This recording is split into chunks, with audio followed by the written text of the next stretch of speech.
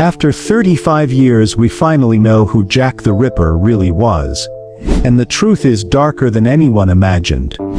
In the late summer of 1888, the streets of London's East End were filled with fear.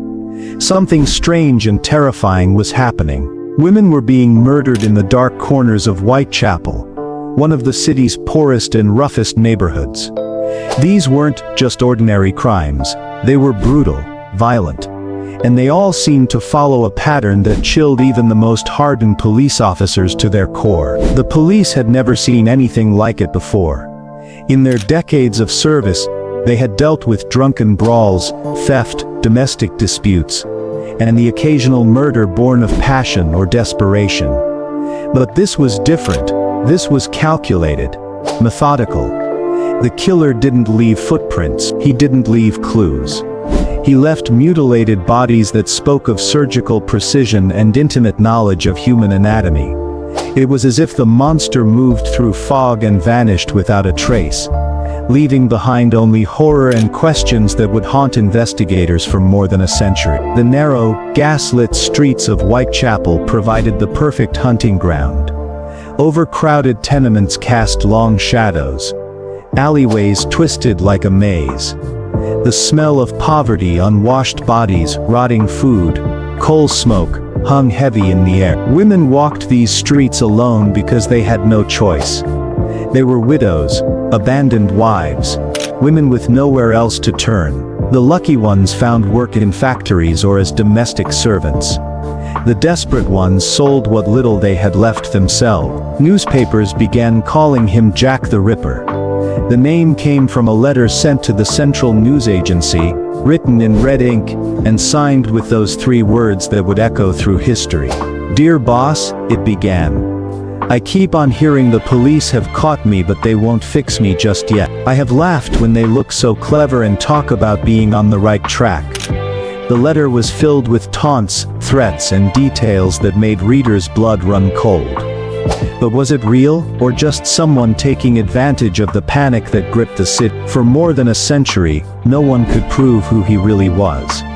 But now, in 2025, the mystery that has captivated the world for over 105 years has finally been solved.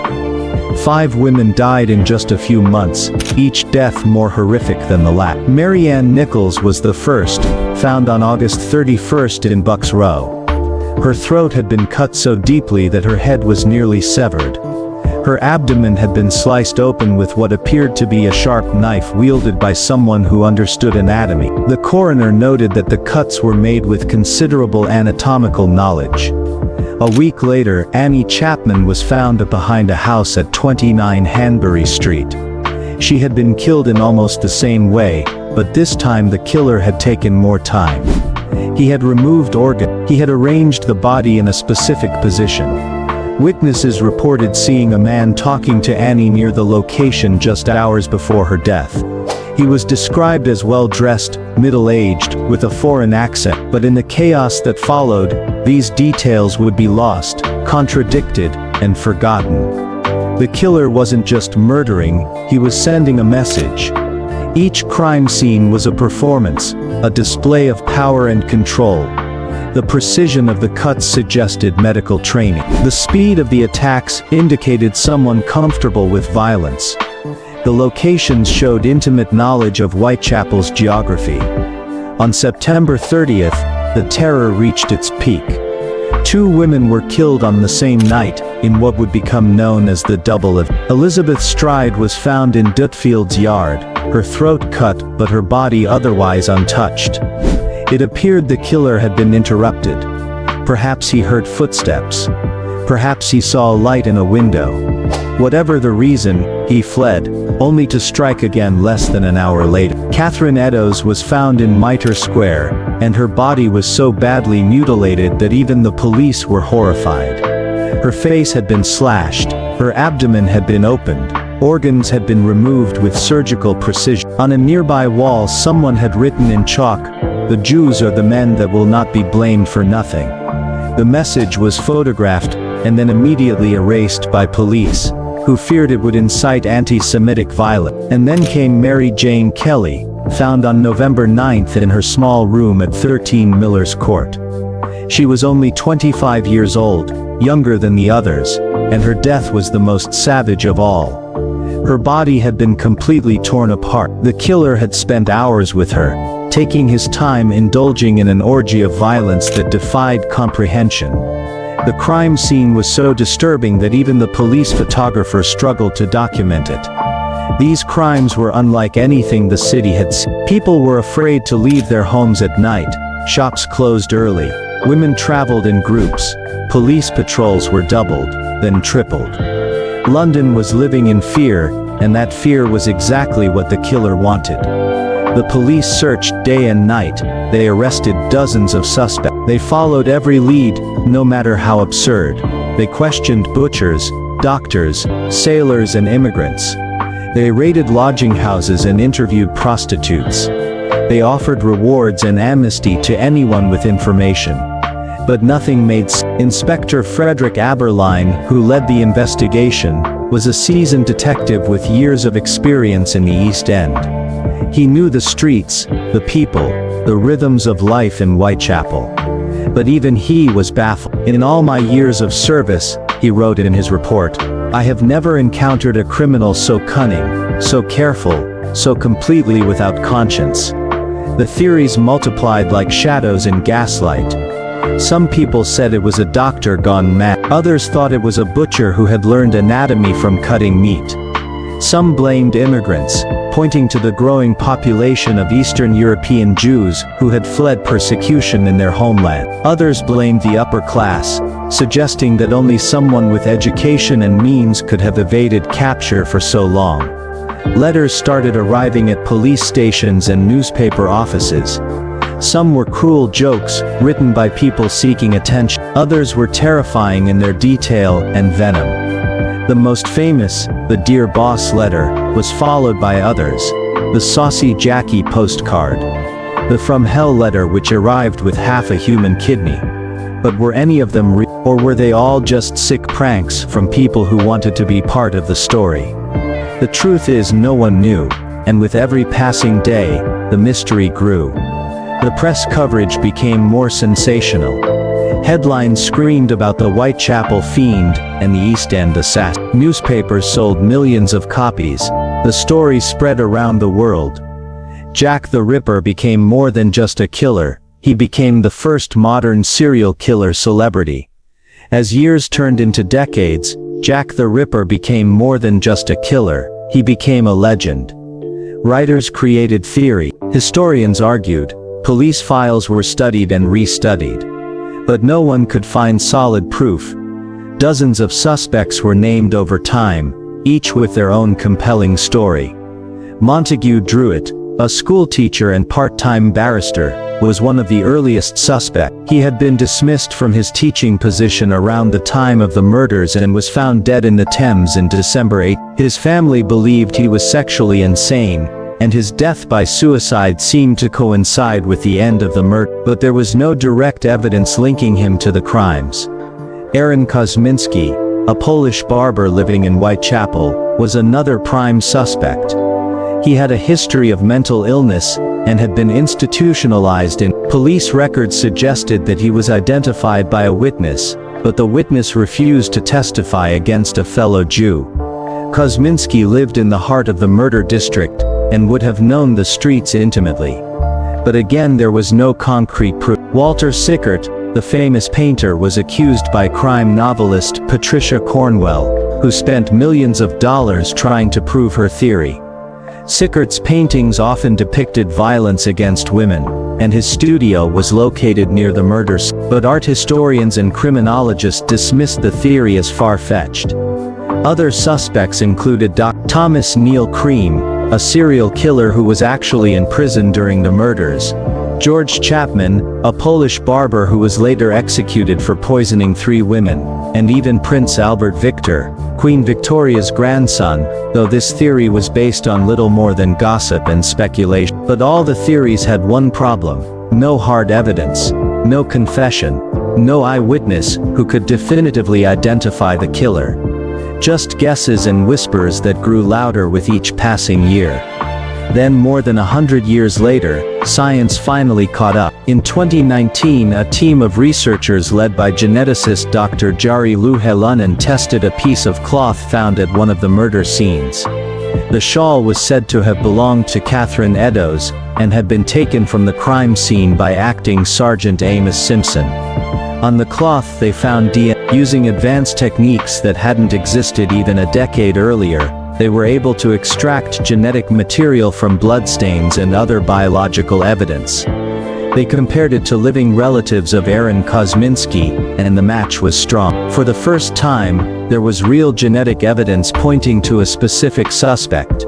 But the debate didn't end. Some scientists said the cloth was contaminated.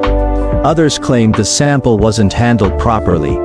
The chain of custody was questioned. How could they be sure the shawl had actually been at the crime scene? How could they be certain it hadn't been contaminated by other DNA over the years? Still, it was the closest anyone had come to a real answer. The DNA evidence, combined with historical records and eyewitness accounts, painted a picture of Aaron Kosminski as the most likely suspect.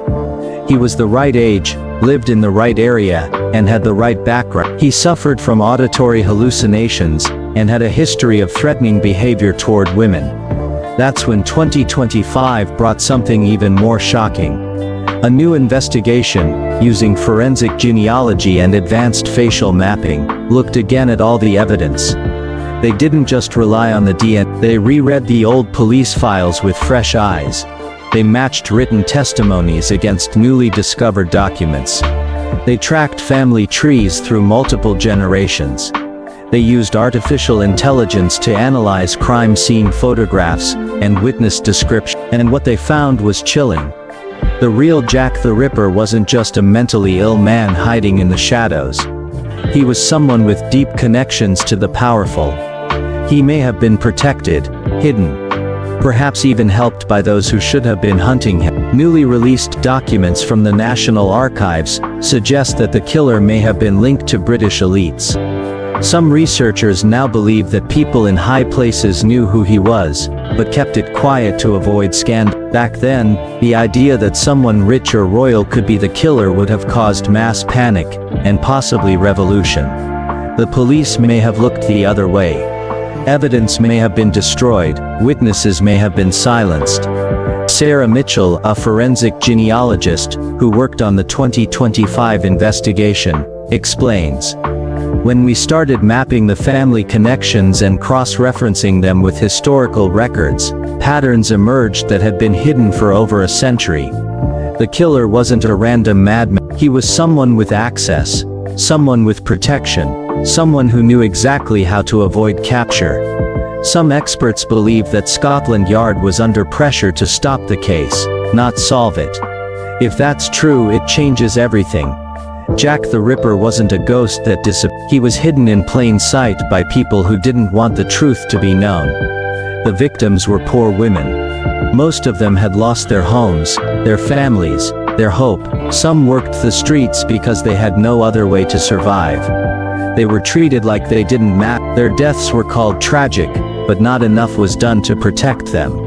The police focused on catching the killer, but they also spent considerable effort controlling the narrative. Today, we know their names: Mary Ann Nichols, Annie Chapman, Elizabeth Stride, Catherine Eddowes, and Mary Jane Kelly. They were mothers, daughters, human beings with dreams and fears and stories that were never fully told. The Ripper's legend made people forget their story, but now, they are being remembered for who they really were, not just for how they died. Mary Ann Nichols, 43, was known as Polly to her friends. She had 5 children and had been married for 22 years before her husband left her for another woman. She struggled with alcohol and had been in and out of workhouses. On the night she died, she had been turned away from a lodging house because she didn't have the 4pence for a bed. Annie Chapman, 47, was called Dark Annie because of her dark hair and complexion. She had been married to a coachman, and had 3 children. After her husband's death, she sold flowers and matches on the street to survive. She had been ill and was taking medication on the night she was killed. Elizabeth Stride, 45, was born in Sweden and had come to London as a young woman. She had been married to a carpenter and had worked as a seamstress. She was found with cautious fresheners still clutched in her hand, suggesting she had been talking to someone she wanted to impress just before her death. Catherine Eddowes, 46, was the daughter of a tin plate worker. She had lived with a man named John Kelly for 7 years, and was known for her quick wit and humor. She had been drinking on the night she was killed and had been released from jail just hours before her death. Mary Jane Kelly, 25, was the youngest victim and the only one killed indoors. She had been born in Ireland and had worked as a domestic servant before turning to prostitution. She was described as attractive and intelligent, and she had been living with a man named Joseph Barnett until shortly before her death. The deeper investigators went, the more troubling the picture became. If the killer was part of the elite, and if police helped hide it, then this wasn't just about murder. It was about class, corruption, and power. It showed how some lives were treated as worthless, while others were protected, and that is why solving the mystery is not comforting. It's disturbing. It tells us that the system failed these women, and kept failing for over a century. The investigation was hampered from the beginning. The Metropolitan Police and the City of London Police had overlapping jurisdictions, and didn't share information effectively. The press sensationalized the crimes, making it harder to separate fact from fiction. Politicians worried more about public order than public safety, and the victims themselves were seen as expendable. Women whose deaths were regrettable but not worth unlimited resources to solve. But how could such a cover-up last this long? The answer lies in the way the case was handled. The crime scenes weren't properly secured. Evidence was not saved according to modern standards. Important items were lost or destroyed. Witnesses changed their stories or disappeared entirely. Files went missing from police archives, and the press played a major role in spreading confusion and misinformation. Some newspapers were more interested in selling headlines than helping catch the killer. They published fake letters, spread false rumors, and created an atmosphere of panic that made rational investigation nearly impossible. The hysteria, the fear, the drama, it all made the case harder to solve, and in that chaos, the Ripper slipped away. For over 135 years, people tried to find the truth. Hundreds of books were written, dozens of TV shows and movies were made. Walking tours were organized, museums were built, but the focus was often on the killer, not the victim. He became a symbol of Victorian horror, a shadow figure who represented the dark side of progress and civilization. The Jack the Ripper industry became worth millions of pounds. His name sold books, filled theaters, and drew tourists to London. The victims' names were relegated to footnotes. Their stories were simplified into mere plot points in the larger narrative of the hunt for the killer. But now, in